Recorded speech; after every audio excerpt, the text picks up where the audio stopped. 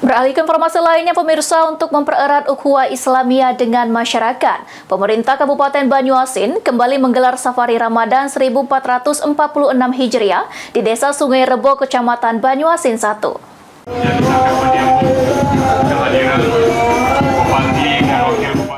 Kegiatan Safari Ramadan kembali digelar oleh pemerintah Kabupaten Banyuasin di Desa Sungai Rebo, Kecamatan Banyuasin 1.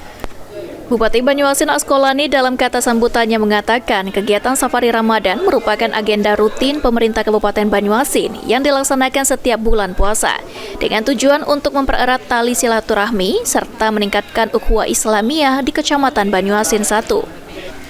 Pemerintah Kabupaten Banyuasin akan memberikan pelayanan yang terbaik untuk masyarakat di Kecamatan Banyuasin 1 dan akan memberikan pembangunan yang dibutuhkan oleh masyarakat, serta berdoa untuk seluruh masyarakat Kabupaten Banyuasin agar selalu dalam lindungan Allah Subhanahu wa Ta'ala. Ini betul dari pemerintah Kabupaten bersyukur pada Allah Subhanahu wa Ta'ala, tentunya terwujud sebagai infak, sedekah dan juga zakat. Ridho Ilahi, PAL TV.